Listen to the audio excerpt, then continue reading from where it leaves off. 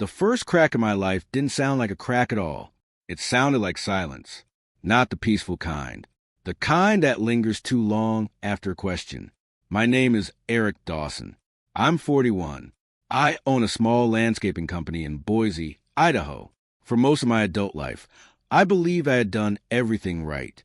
Built something stable, something real, a business that paid the bills, a house with a trim lawn that matched the work I sold to others, a wife, Melissa, 3 kids who filled the place with noise every evening around 6. From the outside, it looked complete. Morning started early, coffee at 5:30, emails by 6. By 7, I was already out checking on job sites, boots in the dirt, phone pressed between my shoulder and ear. I liked that rhythm. Predictable, controlled. Melissa used to wake up later. She worked part-time at a clinic. Or at least, that's what I believed. She'd leave after the kids were off to school, always a rush, always just slightly distracted. Long day? I'd ask. Always, she'd say, grabbing her bag, not really looking at me. I didn't question it. Why would I? We had routines. Friday nights were takeout. Sundays were for grocery runs and pretending we'd start eating healthier next week. Birthdays were planned. Holidays were consistent. It all felt structured. Safe. That was the word I used when people asked. Things are good, I'd tell them. Stable. And I believed it. But looking back, there was always something slightly off. Not loud enough to demand attention. Just small things that didn't quite fit. Melissa stopped sitting close to me on the couch. Not suddenly, gradually, an inch at a time until there was always space between us. Her phone was always face down. Conversations became shorter. Functional. Did you pick up Emma? Yes. Dinner? Later. No arguments. No explosions. Just a quiet shift I chose to ignore. Because nothing was technically wrong. Bills were paid. Kids were healthy. The house was still standing. And I told myself that's what mattered. At night, I'd lie in bed, staring at the ceiling while she scrolled through her phone beside me, the light reflecting in her eyes. I remember thinking once, just once, when did we stop talking? I didn't say it out loud. I rolled over, turned off the lamp, and convinced myself it was just a phase, because the alternative, the idea that something deeper was broken, didn't fit into the life I believed I had built. And I wasn't ready to question that yet. If you had asked me back then whether Melissa was happy, I would have said yes too quickly. Not because I knew it for sure, because it was easier than looking too hard. When we first got married, she talked about a simple life. 1 child, maybe 2 if everything felt right. She liked quiet mornings, clean rooms, weekends that stayed open and unplanned. She used to say she never wanted to become one of those couples who only spoke about schedules and bills. Then life kept moving. Our first child came, and for a while, she seemed settled. Tired, but settled. I was working nonstop trying to grow the business, and she handled more at home than she should have. I noticed that. I appreciated it. I just never slowed down enough to ask what it was costing her. By the time our second child was born, something in her had changed. She smiled less. She moved through the house like someone completing tasks, not living in it. Bottles in the sink, laundry folded in sharp, impatient stacks, dinners made without any real interest, just routine. She'd stand at the kitchen counter in scrubs, hair tied back, staring out the window while the microwave counted down. You okay? I'd ask. Just tired, she'd say. Always tired. Our third child wasn't planned. I remember the day she told me. It was raining, gray light all over the kitchen, and she didn't look excited. She set the test on the counter between us and folded her arms. Well, she said flatly, I guess that's that. I tried to lift the mood. I kissed her cheek, told her we'd figure it out, that we always did. She didn't kiss me back. After that, the distance became part of the furniture. She complained more openly, but never enough for me to treat it like a warning. I feel trapped here, Eric. You're not trapped, I told her once. You're just overwhelmed. She gave me a look I still remember. Cold, tired, like I had answered the wrong question. Late at night, her phone would buzz in the dark. Sometimes she'd slip out of bed and take the call in the hallway, speaking in a low voice I couldn't make out. When she came back, she always had an explanation ready. Clinic issue, schedule change. One of the nurses is falling apart again. And every time I accepted it. That's the part that bothers me now. Not that she lied. That I helped her do it by never pushing. I told myself marriages go through phases. That stress changes people. That once the kids got older, once work settled down, once life got easier, we'd find each other again. But the truth was uglier than that. The cracks were already there. I just kept painting over them, pretending the wall was solid. The moment everything shifted wasn't loud. It was casual, almost forgettable. A Sunday afternoon, late fall, I was at a hardware store, standing in the aisle comparing two types of irrigation timers I didn't really care about. My phone buzzed, and I saw my cousin Ryan's name. We don't talk often, so I picked up. "Hey," he said, dragging the word out. "Random question. Melissa working today?" I frowned slightly, already pulling the phone closer. "Yeah, overnight shift, actually." "Why?" There was a pause. Not long, just enough. "That's weird," he said. I could have sworn I saw her last night. Something in my chest tightened, but I kept my voice even. "Where?" "Downtown. That rooftop place. What's it called? The one with the glass railing." I knew exactly which one he meant. Expensive. Not the kind of place Melissa ever mentioned. She was there, he continued, dressed up, like not work-dressed, and she wasn't alone. I leaned against a metal shelf, staring at nothing. Who was she with? I asked. "Some older guy." Ryan said, "Suit. Watch that probably cost more than my car." "They look comfortable." "Clothes." Comfortable. That word stayed in my head longer than anything else he said. "You sure it was her?" I asked, even though I already knew the answer. "Yeah," he said without hesitation. I almost went over to say hi, but I don't know. Something felt off. I nodded slowly, even though he couldn't see me. "All right," I said. "Thanks for telling me." We hung up. I stood there for a while, the hum of fluorescent lights buzzing overhead, people moving past me with carts and weekend plans. Normal life, continuing like nothing had changed. But something had. I didn't call Melissa. I didn't text her. Instead, I replayed the last 24 hours in my head. She had kissed the kids goodnight quickly, grabbed her bag, said, "Don't wait up. It's going to be a long shift." She didn't look tired. She looked focused. I remembered the way she checked her phone before leaving, the way she adjusted her hair in the hallway mirror. Not like someone heading into a night shift, but like someone preparing to be seen. Details I had ignored. Now they lined up too cleanly. That night, I didn't say anything when she got home. It was early morning, around 6:15. I was already awake, sitting at the kitchen table with a cup of coffee. She walked in quietly, kicked off her shoes, and froze for half a second when she saw me. "You're up early," she said. "Couldn't sleep," I replied. She nodded too quickly and moved past me. No mention of work. No complaints. No details. Just silence. I watched her as she poured herself water, her hand steady, her expression controlled. And for the first time in years, I didn't accept the surface. I started watching, not reacting, not accusing, just noticing, because something didn't fit anymore. And this time, I wasn't a look away. The next morning, I decided to stop guessing. I woke up earlier than usual, 5:10 a.m. The house was quiet, that heavy kind of silence before everything starts moving. I made coffee, stood in the kitchen, and watched the clock tick forward. Melissa came downstairs around 6:30, already dressed in her scrubs. Light blue, clean, too clean for someone who had supposedly just worked a full overnight shift. "Morning," she said, grabbing a mug without looking at me. "Morning." I studied her movements. Controlled, efficient, no wasted motion, like she'd rehearsed this routine too many times. "You working again today?" I asked casually. "Yeah," she said.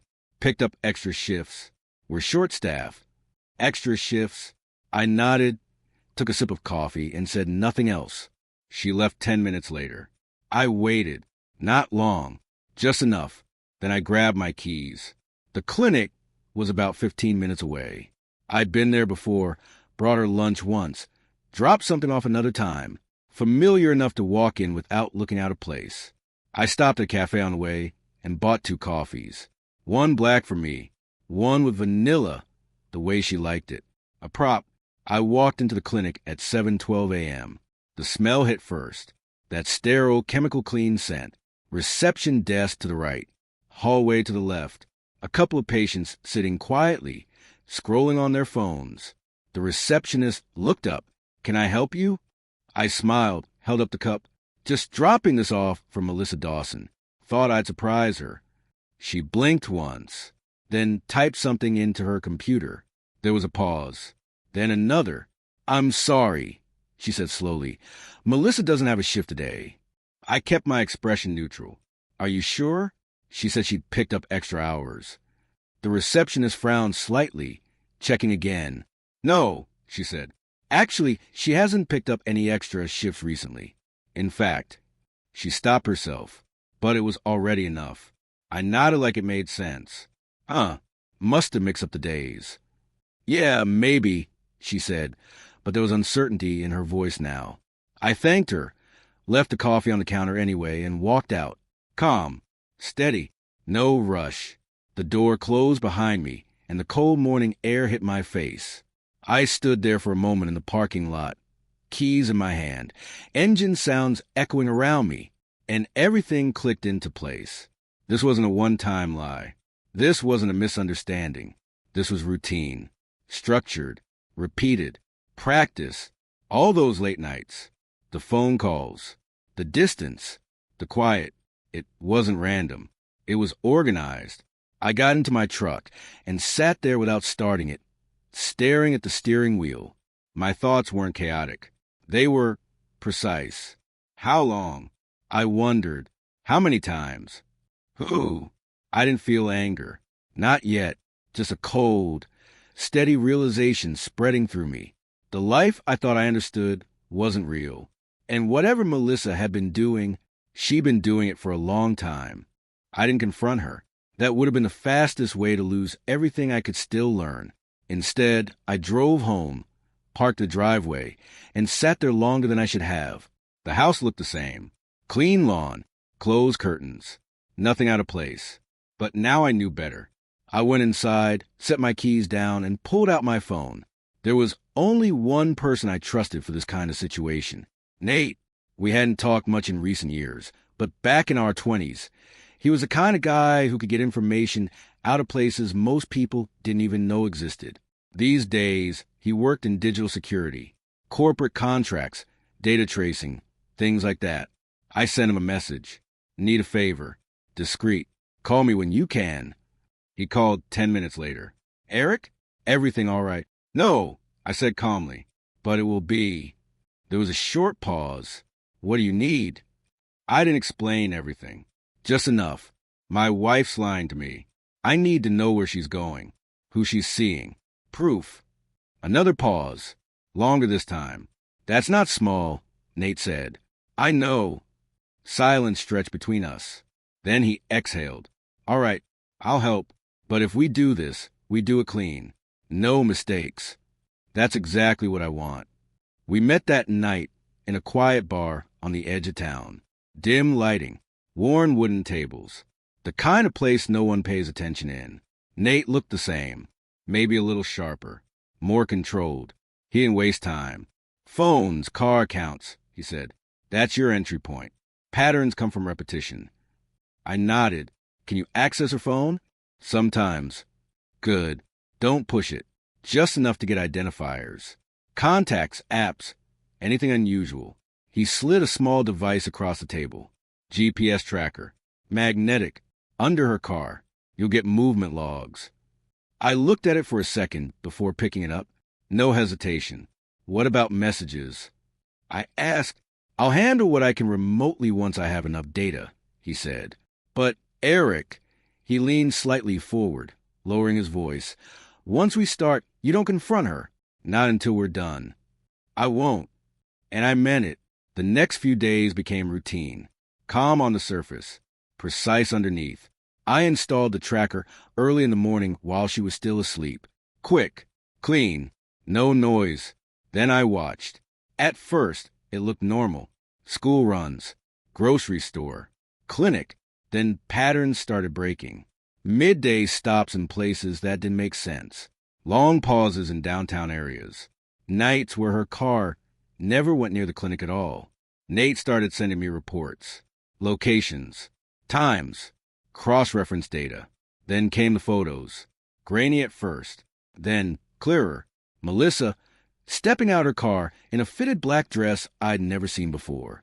Melissa laughing. Melissa not alone. The man next to her was older. Clean suit, confident posture. The kind of presence that didn't ask for attention. It assumed it. They moved like they knew each other well. Too well. A few days later, Nate sent me something else. A name. Victor Hale. Real estate investor. High-end properties. Money. And then the final pieces. Hotel entries. Restaurant receipts. Dates. Times. A pattern that stretched back months. Not weeks. Months. I sat in my office late one night, lights off, screen glowing in front of me, scrolling through everything. Every lie. Every movement. Every moment she thought I didn't exist. I didn't feel rage. Just clarity. This wasn't a mistake. This was a second life. And now I could see all of it. Once I saw everything, something inside me shifted. Not outwardly. Outwardly, nothing changed. I still woke up at the same time. Still made coffee. Still asked about her day. Still sat at the dinner table with the kids while she scrolled through her phone like she always did. Busy today? I asked one evening. Yeah, she said without looking up. Back-to-back patients. I nodded, took a bite of food, and let the lie pass like it meant nothing. Because now I wasn't reacting. I was preparing. The next morning, I met with a lawyer. His office was quiet, minimal, glass walls, clean desk, everything in its place. He looked like the kind of man who dealt in facts, not emotions. Start from the beginning, he said. So I didn't. I started from the evidence. Photos, logs, receipts, names. I laid everything out in front of him, one piece at a time. No commentary, no anger, just information. He studied it carefully, flipping through pages, occasionally nodding. How long has this been going on? He asked. Months, I said. At least. He leaned back slightly. This is good, he said. Good. That word stayed in the air for a second. Good for you, he clarified. You have documentation. Patterns. This isn't speculation, it's a timeline. That's exactly what I wanted. We talked for over an hour. Assets, accounts, custody. He told me what mattered and what didn't, what to move, what to leave untouched, what to document next. Don't confront her yet, he said. You're in a strong position. Don't weaken it emotionally. I won't, I replied, and I meant it. That same week, I started making changes. Quiet ones. I opened a separate account in my name only, moved a portion of my income into it. Nothing drastic, nothing that would trigger attention, just enough to establish control. I copied financial records, tax returns, property documents, everything. At home, nothing looked different. Melissa still came and went on her shifts, still dressed a little too carefully for work, still kept her phone close, always angled away from me. One night, while she was in the shower, I installed a small voice recorder under the passenger seat of my truck. We used that car together often. School runs, grocery trips, occasional drives when she didn't feel like taking hers. I didn't rush to check it. I let it collect. Days passed, then a week. At night, after everyone was asleep, I'd sit alone in the living room, headphones on, listening. Fragments at first, then clearer. Phone calls. Her voice, soft, different from the one she used at home. I miss you, too. A pause. No, he has no idea. Another pause. A quiet laugh. That laugh didn't belong to me anymore. I didn't react. I took notes. Dates. Times. Phrases. Building it piece by piece. A full picture. By the end of the second week, I didn't just know what she was doing. I knew when. I knew where. I knew how often. And most importantly, I knew exactly how I was going to end it, without raising my voice, without losing control, without giving her a single chance to rewrite the story. The moment everything stopped being just about me happened on a Tuesday night, 6:42 p.m. I remember the time because I looked at the clock when the house went quiet. Dinner had been simple. Chicken, rice, something green, no one really touched. The kids were talking over each other, the usual noise filling the room. Melissa sat at the end of the table, barely eating, scrolling through her phone between bites. Our youngest, Lily, spilled her water. Not a big mess, just a glass tipping over, water running across the table, dripping onto the floor. She froze. Kids do that when they know they made a mistake. "I'm sorry," she said quickly, her voice small. Melissa didn't respond right away. She just stared at the water. Then she snapped. "Of course you did," she said sharply, pushing her chair back. "Why is it always something?" The room went still. "I said I'm sorry," Lily repeated, her eyes already starting to water. Melissa stood up, grabbing a towel too aggressively, wiping the table with quick, irritated movements. "I didn't want this," she muttered under her breath. "I heard it. So did my oldest son." "What?" he asked quietly. Melissa didn't stop. "I didn't want 3 kids," she said louder this time, not looking at anyone. "I didn't want this life. I had plans." The words hung in the air like something toxic. Lily started crying. Not loud, just quiet, confused tears. My son pushed his chair back slowly, staring at his mother like he didn't recognize her. "Why would you say that?" he asked. Melissa exhaled sharply, like she was the one being inconvenienced. "Because it's true," she said. "I'm tired of pretending everything is perfect when it's not." I didn't raise my voice. I didn't interrupt. I just watched. Because this right here was something I couldn't ignore anymore. This wasn't about late nights or hidden calls. This was something deeper, something colder. Lily wiped her face with her sleeve, looking down at the table like she had done something wrong, just by existing. That was the moment something locked into place in my mind. Not anger, not even betrayal. Clarity. I stood up slowly, walked over, and picked up a clean towel. I handed it to Lily. "It's okay," I said calmly. "Go wash your hands." She nodded and ran off, her shoulders shaking. My son stayed where he was, eyes still fixed on Melissa. I met his gaze for a second. He didn't say anything. He didn't have to. He understood. Melissa finally looked at me. "What?" she said defensively. "Don't act like I said something crazy." I held her gaze. "You didn't," I said evenly, and that confused her more than if I had yelled. Because I wasn't reacting. I was deciding. That night, after the kids went to bed, the house felt different. Not tense. Empty. Melissa stayed in the living room, watching something on her phone, laughing quietly at messages that had nothing to do with us. I stood in the hallway for a moment, listening. Then I turned, walked into my office, and closed the door. I sat down, opened my laptop, and pulled up everything I had collected. Photos, audio, logs, a complete timeline. I added one more note at the bottom, children affected. Then I closed the file. Because now, this wasn't just about ending a marriage. It was about removing them from it. And I was done waiting. I didn't act immediately after that night. I gave it 2 weeks. 2 weeks of normal. 2 weeks of dinners, school runs, quiet conversations, and a routine lies delivered without hesitation. If anything, she seemed lighter, like whatever life she was living outside this house was giving her something she no longer even tried to hide. That made it easier. Every morning after she left, I moved something, not obvious things, not anything she would notice right away. Documents first. Passports, birth certificates, insurance papers. All of it went into a locked case in my truck. Then clothes, a few bags at a time, the kids' essentials. Nothing excessive, just enough to get us through a week. Then 2, then longer. I explained it to them simply. "We're going to stay with your uncle for a bit," I said one evening. "Why?" my son asked. "Work," I replied. I need help out there for a project. He looked at me for a second longer than usual, then nodded. He didn't believe it fully, but he trusted me. That was enough. By the end of the second week, everything important was already gone. What remained in the house was surface, furniture, decorations, the illusion. The morning I chose was quiet. Melissa left at 7:05 a.m.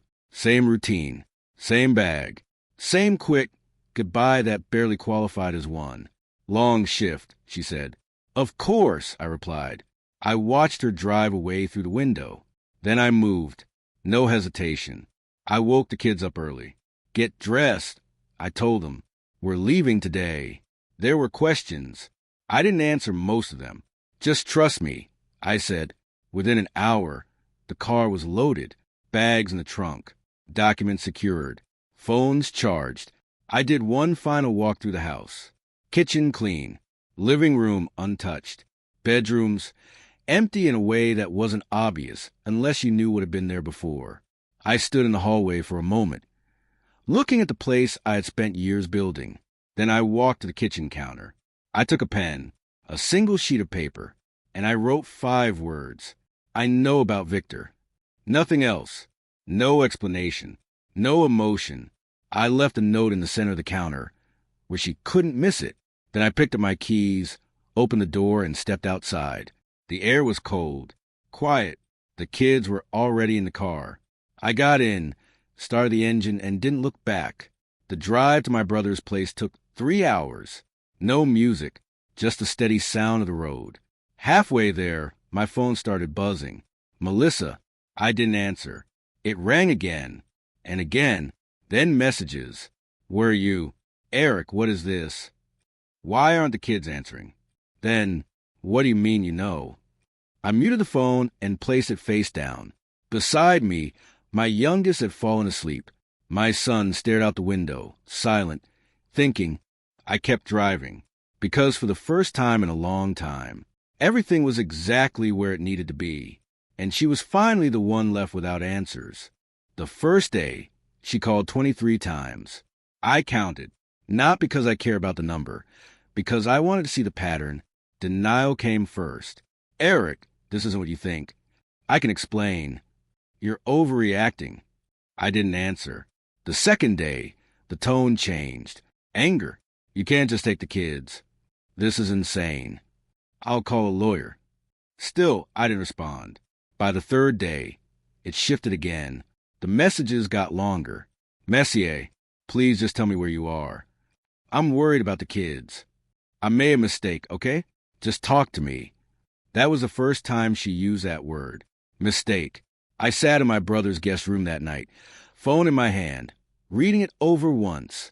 Then I locked the screen and set it down, because by then I had already moved forward. The lawyer filed within 48 hours. Emergency custody. Documentation attached. Timeline included. Audio transcripts. Location data. Everything. Melissa didn't just lie. She abandoned, and the difference mattered. A week later, I got the first real update. Not from her. From Nate. Victor's gone, he said over the phone. What do you mean? I asked. He cut her off. Completely. Wife found out. I leaned back in the chair, silent. Apparently, Nate continued, his family got involved. Fast. Whatever they had, it's over. Of course it was. Men like Victor don't risk everything. They replace. I thanked Nate and hung up. Later that day, Melissa called again. I answered this time. There was a pause on the line, like she didn't expect it. Eric. Her voice cracked immediately. Please, just listen. No, I said calmly. You listen. Silence. Then breathing. Shaky. You're not in control anymore. I continued. Not of me.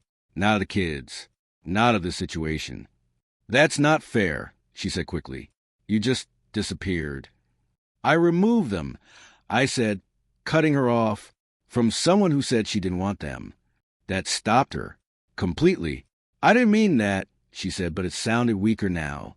I was stressed. You said it, I replied, more than once. Another pause, then a different tone. Fear. What's happening, Eric? She asked quietly. The truth, I said, and I hung up. The court process moved fast after that. Her lawyer tried to push back, tried to reframe. Emotional stress, temporary lapse, misunderstanding. But evidence doesn't care about language. The recordings played. Her voice, clear, calm, unfiltered. I didn't want this life. That line landed harder than anything else. The judge didn't react visibly, but the decision came quickly. Full custody, supervised visitation, pending review. Melissa sat there, staring at the table, like the ground had disappeared under her, because it had. Her call stopped after that, not immediately, but gradually. Fewer messages, shorter ones, then none, and just like that, the life she thought she could balance between two worlds collapsed into nothing, while mine, for the first time, started to feel stable again. I thought I had reached the end. The affair was exposed, the lies documented, custody settled.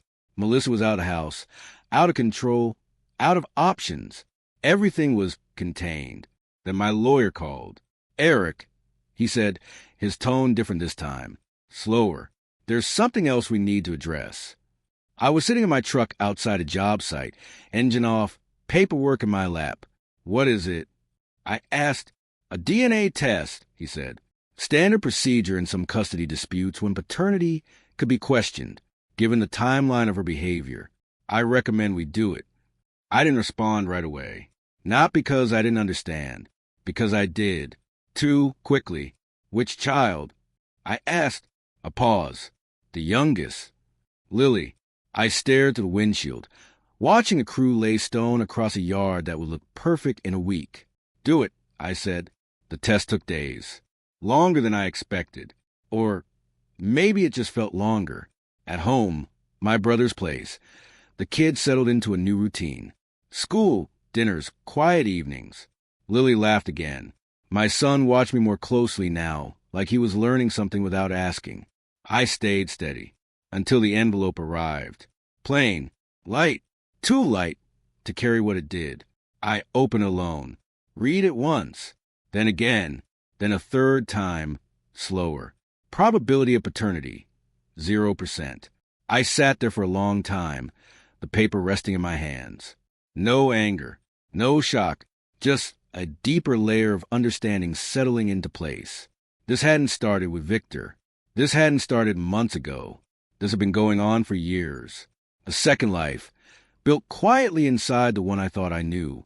I folded the paper carefully and placed it back in the envelope. Then I went downstairs. Lily was sitting on the floor, coloring, her legs crossed, humming something under her breath. She looked up when I walked in. Look, she said, holding up the page. I made this for you. It was messy, bright, full of colors that didn't stay inside the lines. I took it, kneeled down in front of her. It's perfect, I said, and I meant it. Nothing about that moment changed. Not the way she looked at me, not the way she smiled, not the way she reached for my hand, without thinking. Biology didn't erase years. It didn't rewrite who I was to her, or who she was to me. The legal process adjusted after that. My lawyer added the DNA results to the case, not to remove her from my life, but to establish the full pattern of deception. The court took it seriously. It wasn't just infidelity anymore. It was years of fraud inside a marriage. Melissa didn't fight it. She couldn't. There was nothing left to argue. Years passed, slowly at first, then faster. My business grew, bigger contracts, more crews, more stability than I ever had before. The kids adjusted, thrived. My son became quieter, more focused. Lily stayed exactly who she was, bright, open, unbroken. And eventually, I met someone, not quickly, not carelessly, someone who didn't create noise where there should be peace, someone who didn't need lies to feel in control. Melissa faded into distance, not dramatically, just gradually. Occasional updates through legal channels, supervised visits that became less frequent, a life that grew smaller over time. Alone, consequences don't always arrive loudly. Sometimes they settle in and stay. Permanent. As for me, I didn't win by destroying her. I won by seeing clearly. by acting when it mattered, by protecting what was real instead of holding on to what wasn't. And in the end, the life I rebuilt wasn't perfect, but it was honest, and that was something I would never trade again.